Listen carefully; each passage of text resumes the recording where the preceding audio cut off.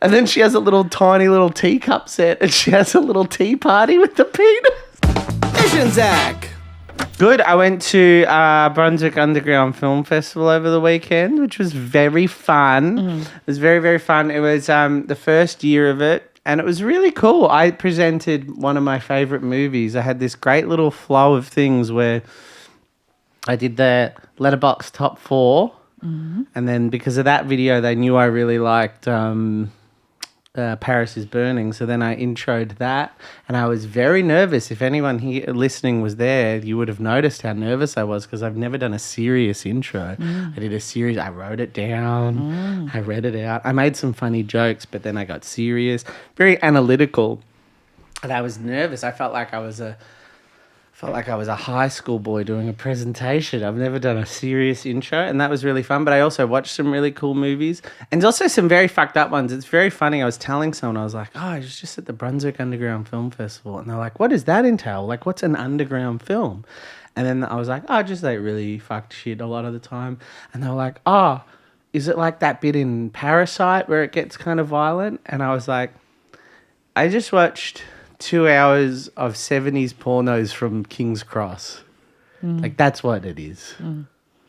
In a cinema with people? Oh, yeah. You sold watched out. porn in a cinema? But like 70s porn. That was the 70s first, porn. this fun fact, the first porno I ever saw was a 70s porno VHS tape. It was in Lebanese. Well, Wow. Arabic, yeah. So this was a series of pornos made in King's Cross. And it was, one of them was the first ever, like, hardcore film ever released.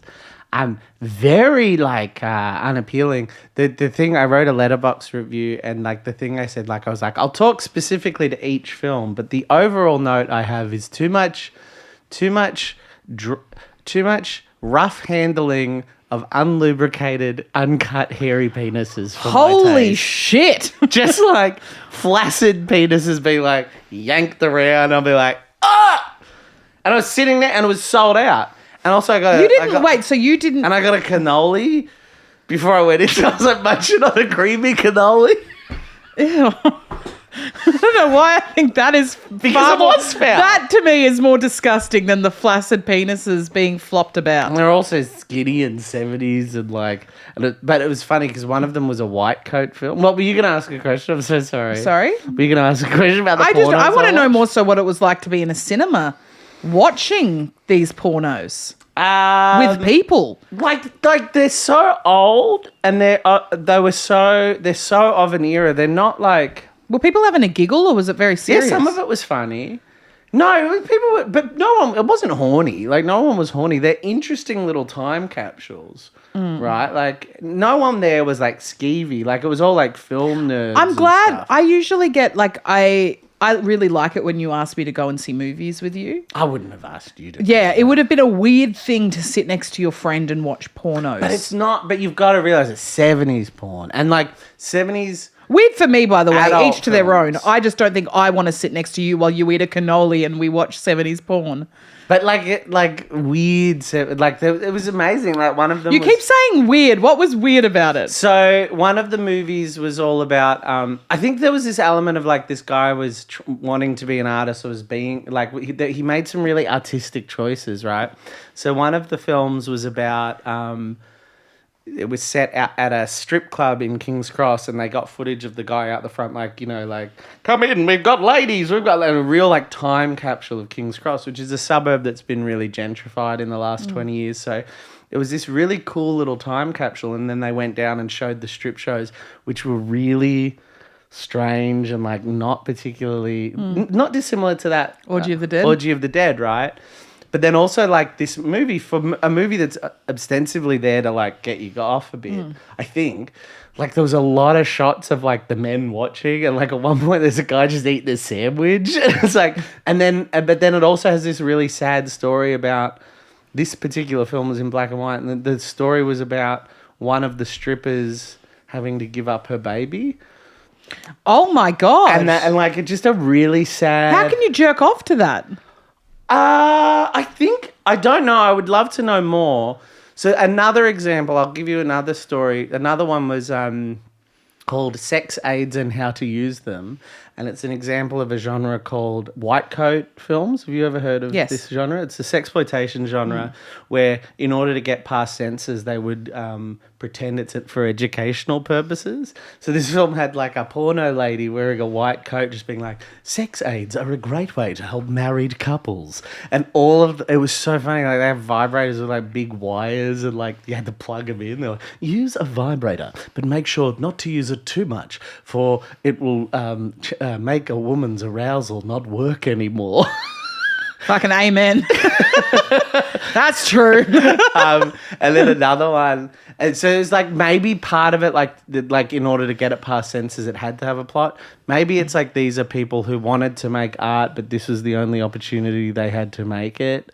There's another film that was trying to be funny, and for the most part, it really wasn't. So were these films with a lot of sex, or were they pornographic films? They were pornographic. Like, you saw it all. You saw everything. Okay. No, but I'm saying that like a lot of pornos, the storyline is like very unimportant.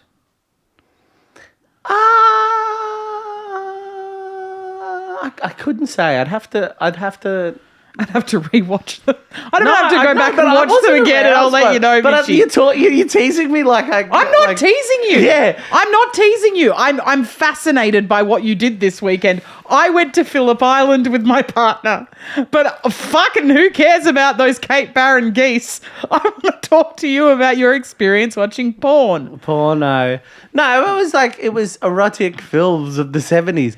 The last movie, Mish, I think you would appreciate this. It was all about having fun. After the break, I'm going to tell Mish about the last of the pornos I watched. I watched other movies. It was apparently all about having fun. Hi, welcome back. This was all about having fun. It was about, a guy who comes too quick, and they're like, try having fun with your wife. What, there was like voiceovers? Yeah, they're always that. They always give advice to get past the censors. So they're like, sometimes people don't, to have a more enjoyable time for both members of the, that was white coat films. That was the kind of genre. Yeah, but I didn't know that in porno they would have to be like, try touching her like this. That is what the white coat film is. Okay, well, I'm way off on what a white coat film was. What did you think a white coat film was? I knew it was to do with getting past the censors, but I thought it was stuff like blurring stuff out and like seeing stuff from behind. No, very specifically, it was I'm way off. I don't know what. So the white coat was very specifically pretending that the film had educational value. So pretending that the film was there, so they would have voiceovers being like, maybe for fun you could shave each other's pubic hairs. And then they would have this protracted scene of shaving each other's pubic hairs. But the point of it is to get the porno scene in there. Mm. But they would do the voiceover to... Anyway. They found a loophole. Yes. Yeah. That's the loophole. So that voiceover is part of it. That's all part of the vibe of it. And then... But the thing I was going to say about this one, Mish, I think you would have loved this one. You don't know my taste in porn. No, but I know your taste in comedy. Which is, believe me, nothing like what I like in porn. Just because you know that I find particular comedians funny doesn't mean you know what I like in my porn. What I'm about to describe to you is not arousing at all. Oh, great. Okay. I thought it was very funny. Yep. Okay, go. And it was going for funny. They were like, have some fun with your partner, all right? And then she gets a little texter. She gets markers and she draws on his penis. She's a bride. She draws on his penis. She draws on his penis with a marker, which is this dry, unlubricated, flaccid penis. She draws on his penis. Then she gets a fake little veil and she puts it on the penis. And then the scene is this extreme close-up of the penis made to look like a little bride. It's got the head of the penis has lipstick and eyes, and it's wearing a little veil. googly eyes. Drawn on eyes. And then she has a tiny little teacup set, and she has a little tea party with the penis.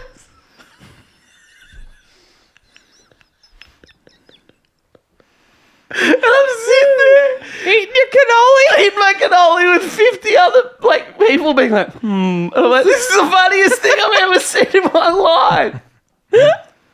Worth it for that. Pretty boring as a 2-hour experience, but that Peter's Bride, That's great. funniest thing I've ever seen.